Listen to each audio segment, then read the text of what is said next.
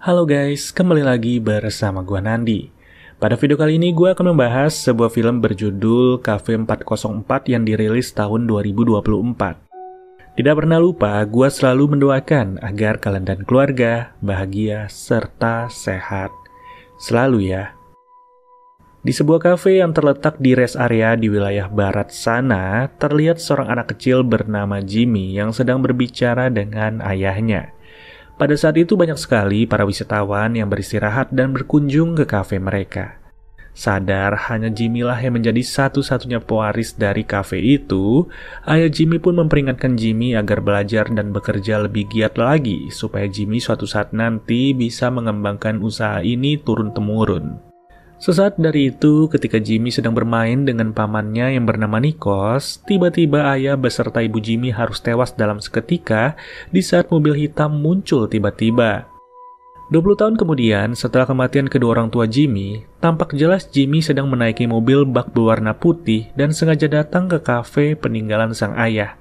Perlu diketahui, semenjak peristiwa tragis itu, pemerintah membatasi jumlah mobil yang lalu lalang di area ini. Hal itu pun membuat kafe yang sekarang dikelola oleh Jimmy dilanda kesepian. Saking sepinya, dalam 20 tahun terakhir, jumlah pengunjung di kafe ini tak lebih dari 10 orang. Meski begitu, dengan dibantu kedua rekannya yang bernama Abby dan juga Mara, Jimmy tetap berharap semoga saja suatu saat nanti para turis kembali berdatangan ke area ini.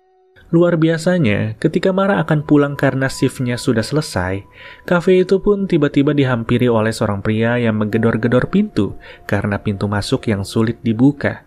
Mara yang hendak pergi mau tidak mau harus kembali bekerja melayani customer tersebut. Karena kafe mereka yang tak kunjung direnovasi, kita bisa lihat selain pintu masuk yang macet, atap kafe mereka turut bocor. Saat Jimmy sedang membuang tetesan air itu, Jimmy melihat bahwa pamannya yang bernama Nikos baru saja membetulkan papan tanda yang sempat mati. Sedangkan di dapur, Mara dan juga Abby saat ini sedang membicarakan rencana mereka yang akan pergi ke luar negeri. Sebab beberapa hari lagi kafe ini sepertinya akan ditutup permanen. Sebab tempat usaha mereka sudah jarang dikunjungi orang-orang dan mustahil rasanya untuk menyelesaikan semua beban itu.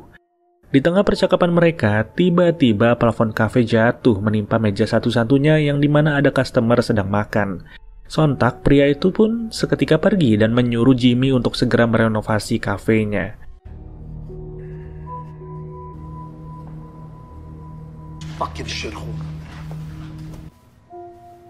Is this about the film? Di hadapan Mara, Abby dan juga Nikos, Jimmy sangat berterima kasih kepada mereka bertiga yang telah membantunya untuk bertahan di Cafe 404. Berterima kasih sekali karena bisa saja dalam 1 tahun penuh kafe ini tidak mendapat kunjungan sama sekali. Tak lama setelahnya, tiba-tiba muncul seorang pria tua yang membawa sebuah tas, sembari diiringi lumuran darah. Entah bagaimana, pria tersebut seketika tergeletak lemas tak bernyawa. Hal itu pun membuat mereka berempat begitu syok, terlebih Nikos yang langsung mengambil senapan dan mengecek keadaan di luar sana. Ketika Jimmy akan menghubungi petugas kepolisian, Mara yang melihat isi dari tas yang dibawa pria tersebut sontak menyuruh Jimmy untuk berhenti. Karena ternyata di dalam tas itu berisi uang jutaan dolar yang sangat cukup untuk masa depan mereka masing-masing. Karena tidak adanya saksi selain mereka, Mara menyarankan teman-temannya untuk menyimpan uang yang ada di depan mata saat ini. Meski ada benarnya, saran Mara justru ditolak mentah oleh Nikos dan juga Abby. Di tengah rasa ambigu mereka itulah, tiba-tiba lagi muncul sebuah mobil yang terparkir tepat di depan kafe. Ternyata itu hanyalah sekelompok wisatawan yang hendak beristirahat di tempat ini. Usut punya usut, para wisatawan itu ingin menggunakan toilet yang ada di kafe ini. Mendengar hal tersebut, Jimmy segera membawa mereka menuju toilet yang ada di samping kafe.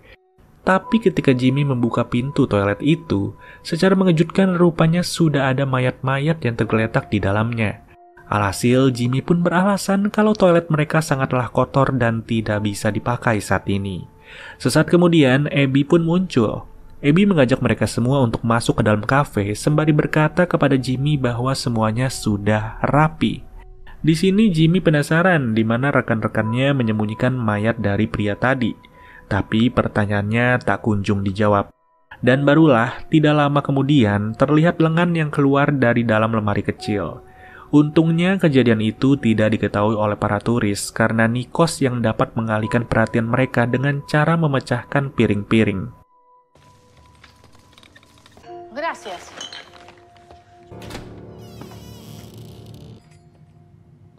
Setelah kepergian para turis itu, Jimmy membawa Mara dan yang lainnya untuk melihat apa yang terjadi di toilet yang ada di luar.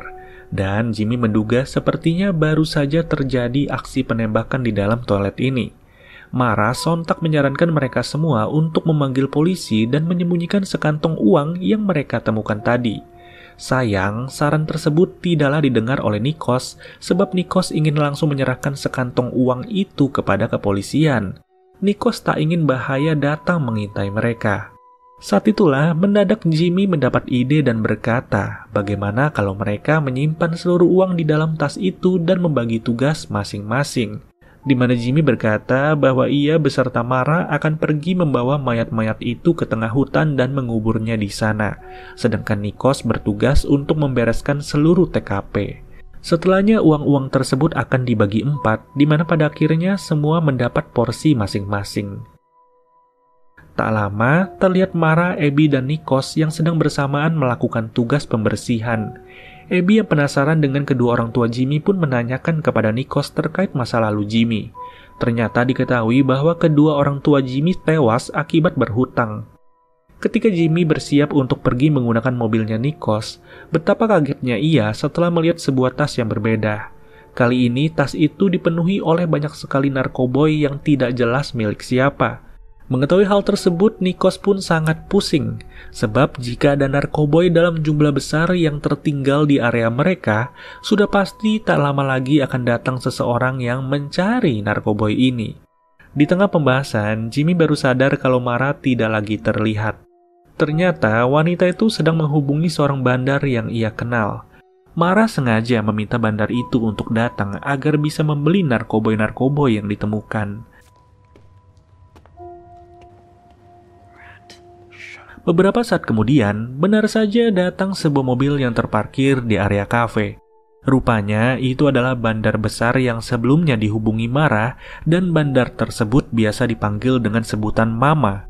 Merasa barang yang ditawarkan sangatlah bagus, Mama berjanji akan menjualnya dalam 4-5 hari ke depan dengan meminta bagian sebesar 40%. Setelah kepulangan Mama, Nikos langsung kecewa dan emosi kepada keputusan Jimmy.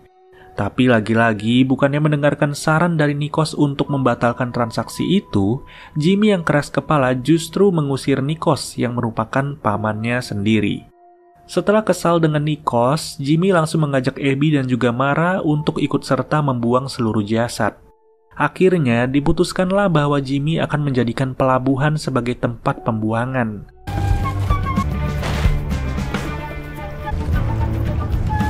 Setelah menggeletakkan semua mayat dan merekayasa seolah-olah mereka telah saling bunuh, Jimmy, Abby beserta Mara terpaksa pulang dengan berjalan kaki. Sedangkan di kafe, Nikos diam-diam sengaja mengambil seluruh tas berisi uang dan narkoboy untuk diangkut ke dalam mobilnya. Di sini Nikos merencanakan untuk kabur seorang diri. Beberapa waktu setelahnya, terlihat seorang pria bernama Mop yang baru saja tiba di pelabuhan. Ia baru saja mendapat laporan dari anak buahnya dan rupanya Mop adalah pemilik narkoboy yang ditemukan oleh Jimmy dan kawan-kawan. Di sisi lain, ternyata Nikos mengurungkan niatnya untuk pergi. Nikos ingin menjadi paman yang baik bagi Jimmy, di mana tepat saat itu Jimmy langsung mengadakan pesta di kafe demi merayakan keberhasilan mereka yang sebentar lagi akan ditumpahi kekayaan.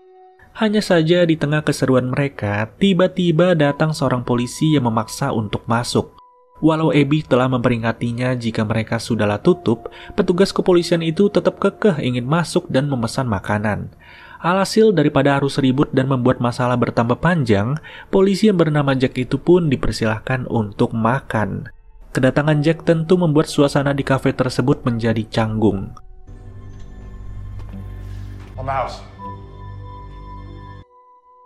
Lalu ketika Jack selesai makan dan melangkahkan kakinya keluar, tiba-tiba ia berbalik badan sembari menodongkan senjatanya dan menanyakan di mana narkoboy itu berada. Tapi ketika Jack akan menembak Jimmy, tiba-tiba Mara datang dan berhasil melumpuhkan Jack. Di sini Jimmy akan menembak Jack karena tak tahu lagi harus apa. Melihat Jimmy yang tidak sanggup melakukan penembakan itu, Nikos langsung turun tangan dan menjadikan dirinya sebagai tukang eksekusi. Hanya saja, siapa sangka pistol yang dibawa Jack ternyata hanyalah pistol palsu. Dan di situ tiba-tiba Jack terbangun dari pingsannya serta langsung menyerang. Namun Jack kewalahan yang berujung ia mengaku bahwa dirinya adalah suruhan Mama. Jack turut berkata bahwa Mama adalah ibu kandung dari Mara. Sontak perkataan Jack itu pun membuat Jimmy dan yang lain seketika kecewa. Mereka sudah menganggap Mara berkhianat. Apa daya, Mara justru merasa kepalang tanggung, di mana Mara langsung menodongkan senjata asli sekaligus mengancam mereka semua untuk menyerahkan uang yang ditemukan. Disitulah Nikos mengatakan bahwa tas berisi uang dan tas berisi narkoboy telah ia simpan di mobilnya. Mendengar apa yang dikatakan oleh Nikos, Jimmy pun harus kembali kecewa. Ia tak menyangka pamannya sendiri sempat berpikir untuk kabur. Di tengah situasi chaos itulah, suara datangnya mobil-mobil turut terdengar. Nikos yang sadar sontak segera menyuruh Jimmy, Mara, dan Abby untuk masuk ke dalam van miliknya. Sekejap, Mob bertanya kepada Nikos terkait keberadaan narkoboy yang berada di dalam sebuah tas. Nikos yang sadar kalau Jimmy sangat membutuhkan uang pun mencoba untuk membohongi Mob. Sayang, ketika Mob percaya akan perkataan Nikos, tiba-tiba Abby dan yang lain mengeluarkan suara dari dalam van. Di momen ini, Jimmy pun memberanikan dirinya untuk keluar dan menunjukkan siapa dirinya. Akhirnya, Nikos berkata bahwa beberapa anak buah Mob sempat bertransaksi narkoboy di toilet. Mob pun seketika langsung meminta Jimmy dan Nikos untuk ditunjukkan toilet yang dimaksud. Di toilet itu sangat disayangkan karena kurangnya ketelitian dalam bersih-bersih, masih ada bercak darah yang terlihat oleh Mob. Disinilah Mob merasa bahwa kematian para anak buahnya terjadi di tempat ini. Akhirnya Mob harus kehilangan kesabaran. Nikos terpaksa jujur sekali lagi bahwa tas berisi narkoboy ada di dalam mobilnya.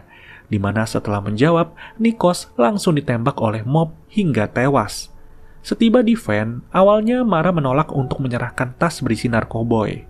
Tapi tak banyak yang bisa diperbuat, di mana Mob berhasil mendapatkan kembali narkoboy-narkoboy miliknya.